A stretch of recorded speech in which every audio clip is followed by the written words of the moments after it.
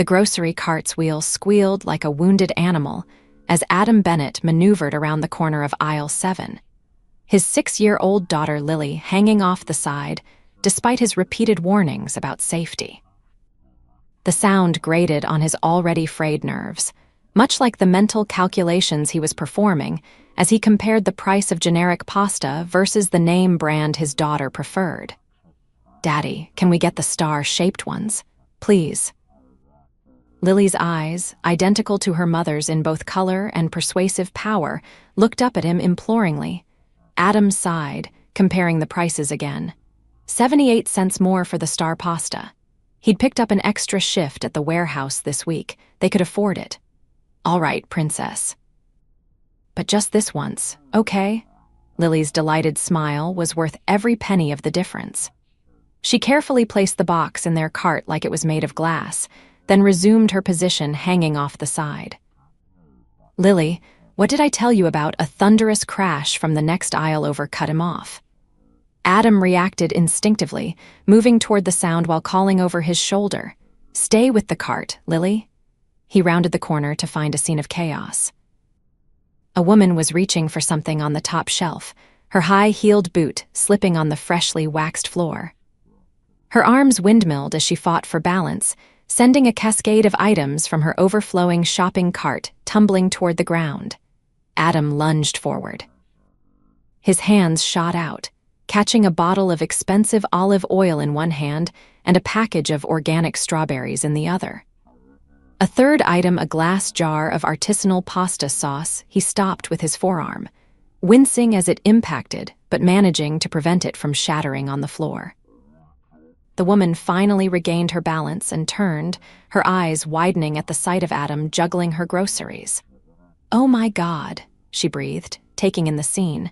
"You have amazing reflexes." Adam gave a modest shrug as he carefully returned the items to her cart. "Warehouse worker. You either develop quick hands or you end up with a lot of broken merchandise."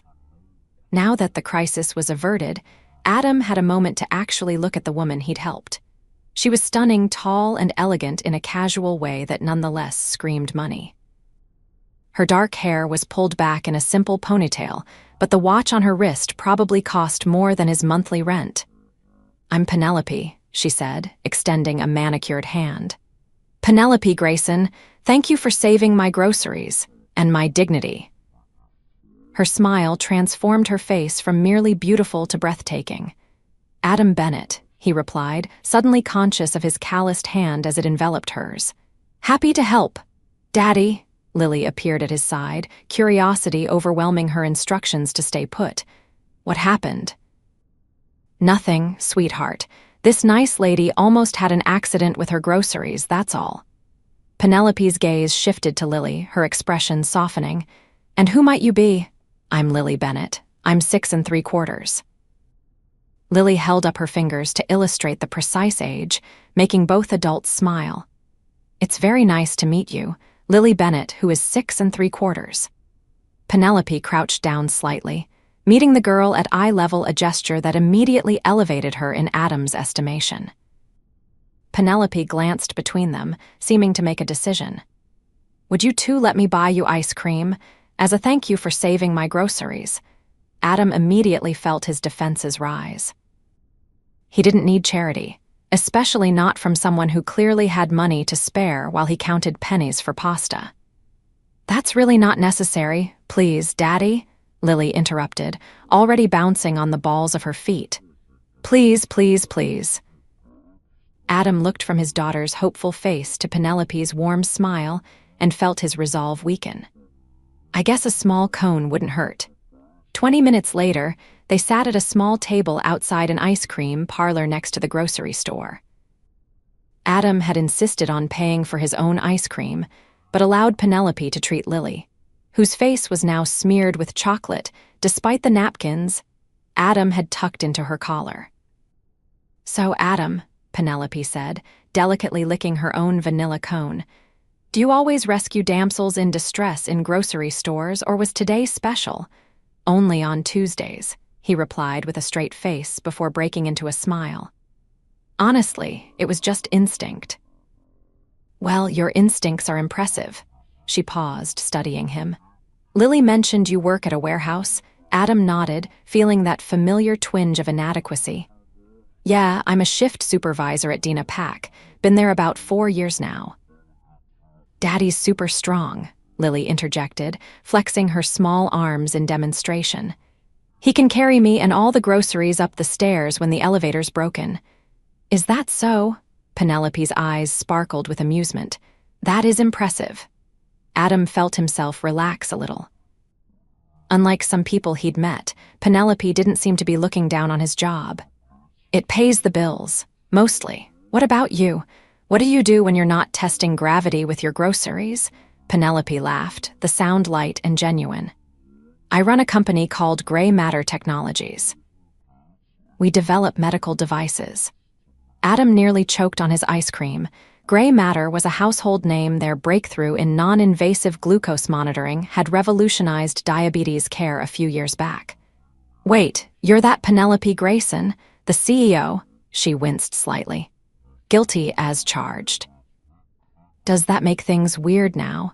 It should have. Adam should have felt completely out of his depth, but something about the way she asked the question with genuine concern that her success might create a barrier made him shake his head. Nah. You still got ice cream on your nose just like the rest of us mortals. Penelope's hand flew to her nose, and Adam laughed. Made you look. Her mock outrage dissolved into laughter, and Lily giggled along, though she clearly didn't understand the joke. Daddy, I need to go potty, Lily announced suddenly, with the lack of self-consciousness only children possess. Bathroom's inside, Adam said, starting to rise. I can take her, Penelope offered. If that's okay with you both. Adam hesitated for a moment, his protective instincts flaring. But Lily was already nodding enthusiastically, and something in Penelope's expression told him she understood his concern. We'll be right back, she promised, taking Lily's sticky hand. 2 minutes, tops. Adam watched them go, Lily already chattering away to her new friend. His phone buzzed with a text from his boss, asking if he could cover another shift tomorrow. Adam sighed, typing back an affirmative. The extra money would help, especially with Lily outgrowing her winter coat. When Penelope and Lily returned, his daughter's face and hands were suspiciously clean. We had a little wash-up, Penelope explained. Hope that's okay. More than okay, thanks. Adam checked his watch and stood up. We should probably head out. I've got to get dinner started, and this little monster has homework. I'm not a monster. Lily protested, though her growl undermined her argument. Penelope laughed again, then seemed to hesitate. This might be presumptuous, but could I get your number? Maybe we could do this again sometime. Adam blinked in surprise. You want my number? Unless that's weird, she backpedaled. I just thought, no, it's fine, Adam said quickly, pulling out his phone. They exchanged numbers, the process feeling strangely momentous. It was really nice meeting you both, Penelope said as they parted ways in the parking lot. Thanks again for the grocery rescue. Anytime, Adam replied, surprised to find he meant it. As he buckled Lily into her booster seat in his aging Honda, she asked, Is Miss Penelope your girlfriend now, Daddy? Adam laughed. No, sweetie, we just met. But she's pretty, and she smells like cookies. Does she now? Adam smiled, starting the car. Well, we'll see if she calls. To his surprise, she texted him that very night after Lily was asleep. Thanks again for today. Your daughter is delightful. Would you two like to join me for lunch on Saturday? No pressure. Adam stared at the message for a long time before replying. Lily would love that. So would I. Saturday arrived with a mixture of anticipation and anxiety. Adam changed his shirt 3 times before settling on a simple blue button-down that Lily declared made his eyes super blue, Daddy. They met Penelope at a casual restaurant with a children's play area. Adam had expected somewhere upscale and had prepared to feel out of place, but Penelope had chosen perfectly. I figured Lily might get bored with adult conversation, she explained as they settled into a booth near the play structure. That was thoughtful, thanks. Adam watched as Lily immediately made friends with another little girl on the slide. She's never met a stranger. She's wonderful, Penelope said sincerely. You're doing a great job with her. Adam felt a swell of pride mixed with the familiar ache. I try. It's not always easy doing it solo. Penelope's eyes softened with understanding. If you don't mind me asking. Her mom left when Lily was 2, Adam said, having grown accustomed to explaining the absence. Decided parenthood and marriage weren't for her after all. The divorce was finalized a year later. I'm sorry, Penelope said, and unlike when most people said it, she sounded like she genuinely was. That must have been incredibly difficult. Adam shrugged, watching Lily laugh as she went down the slide. It was, still is sometimes, but honestly, we're better off. Lily deserves people in her life who want to be there. Penelope nodded, her gaze following his to the playing child. You're absolutely right. The conversation shifted to lighter topics.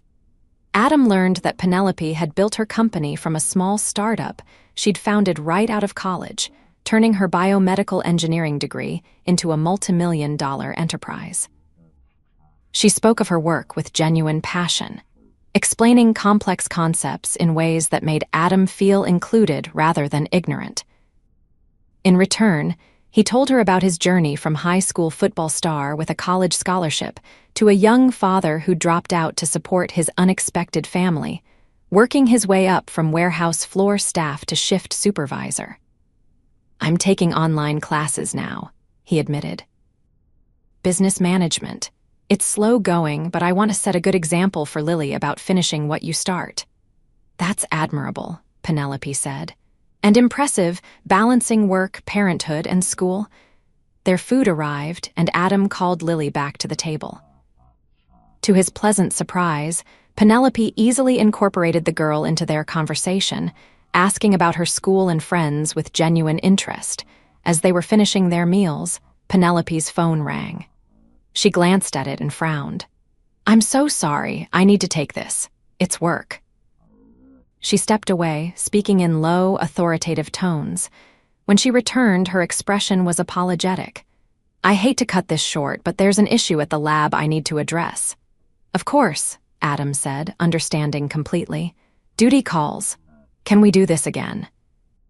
She asked, and the hopefulness in her voice made something flutter in Adam's chest. We'd like that, he said, and Lily nodded enthusiastically beside him. What started as lunch became a regular occurrence over the next few weeks.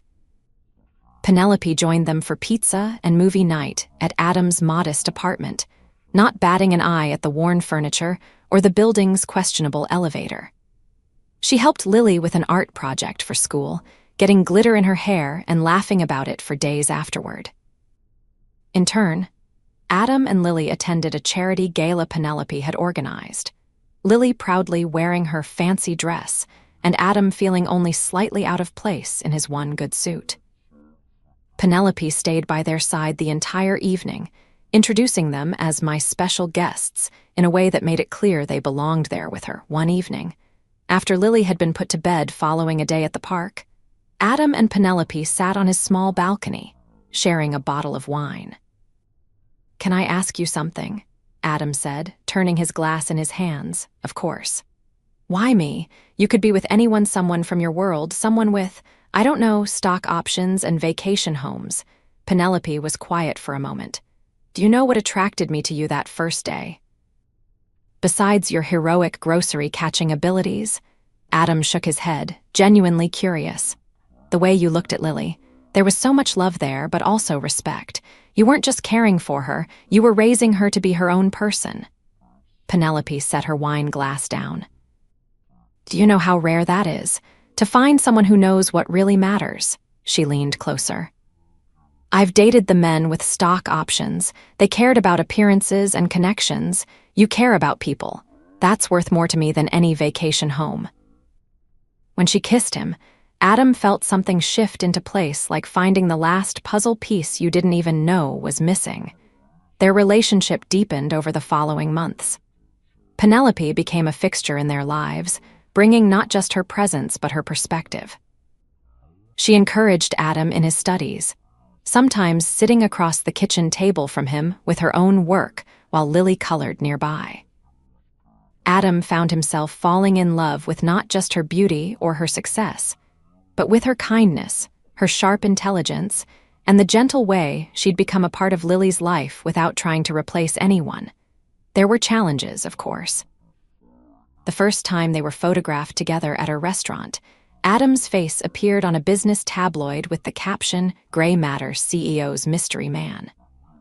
The comments online were predictably cruel, questioning what someone like Penelope saw in an ordinary warehouse worker. Adam had almost called things off that night, convinced he was dragging Penelope down, but she'd shown up at his door with determination in her eyes. "Don't you dare let them win," she'd said fiercely.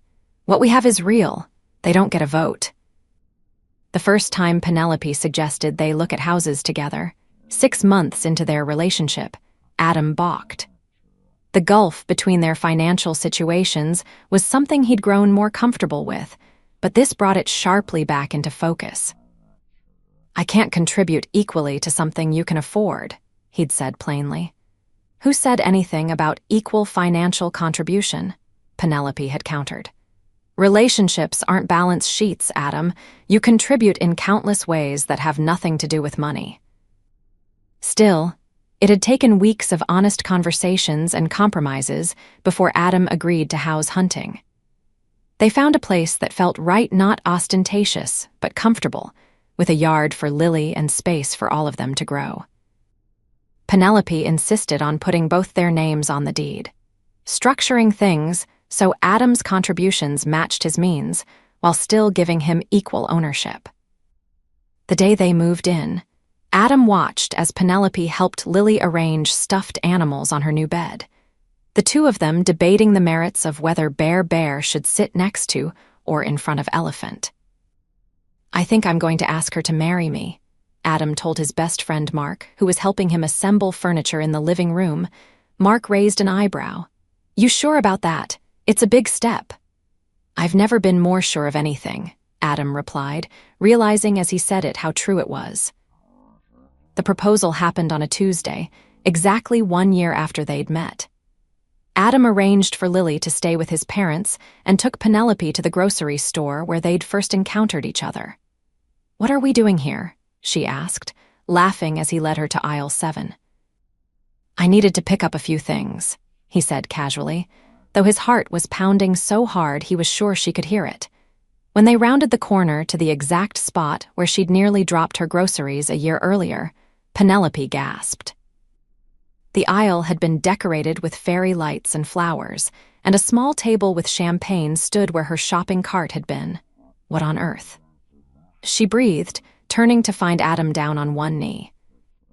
"1 year ago, I caught your groceries before they fell," he said, his voice steady despite his nerves. "I had no idea I was also catching my future. You've brought so much joy and love into our lives, Pen. Lily and I both adore you." He pulled out a ring box. The diamond was modest, but the design was unique, created with input from both Adam and Lily. "Will you marry me?" Tears welled in Penelope's eyes. "You arranged all this." "Here," Adam nodded, with a little help from the store manager. Apparently, the CEO of Grey Matter might get engaged in our store was a compelling argument. Penelope laughed through her tears. "You are incredible, Adam Bennett. And yes, absolutely yes, I will marry you." The ring fit perfectly, and the champagne tasted sweeter than any Adam had ever had, but neither compared to the feeling of Penelope in his arms, whispering, "I love you," against his lips. They were married 6 months later in a ceremony that reflected them both elegant but unpretentious.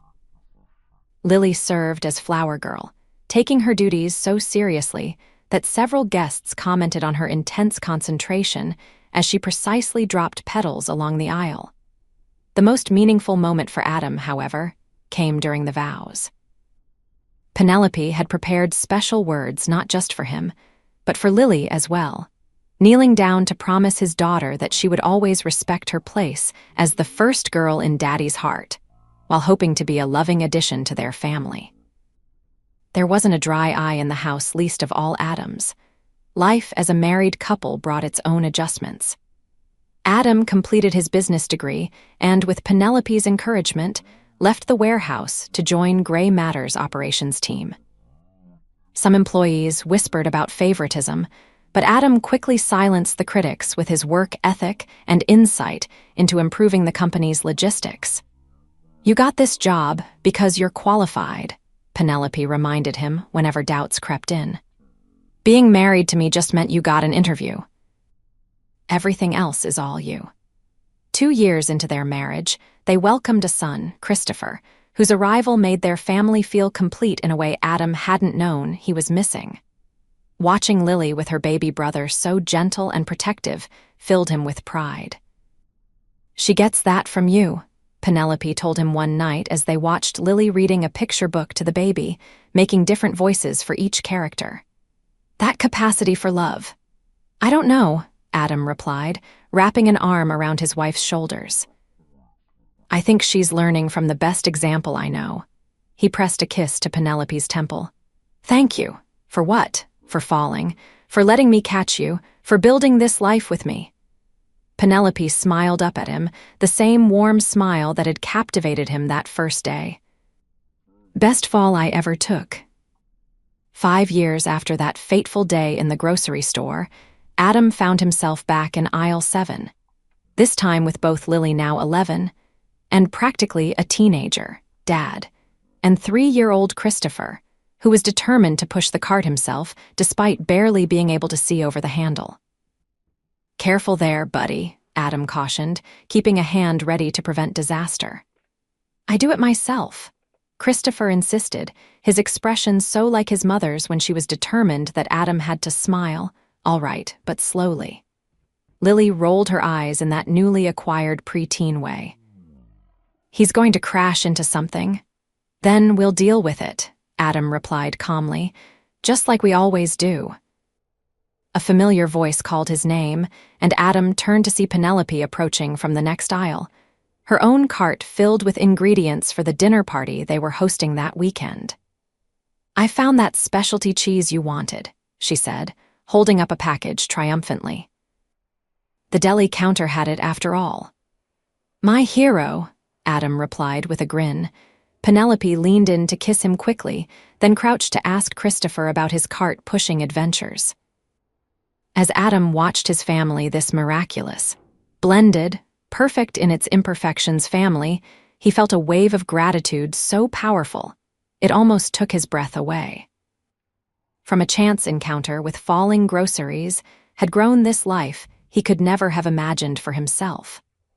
A partnership built on respect and love, children thriving under their care, and a future that felt secure not just financially but emotionally. "Earth to Dad," Lily said, waving a hand in front of his face. "You're staring into space again."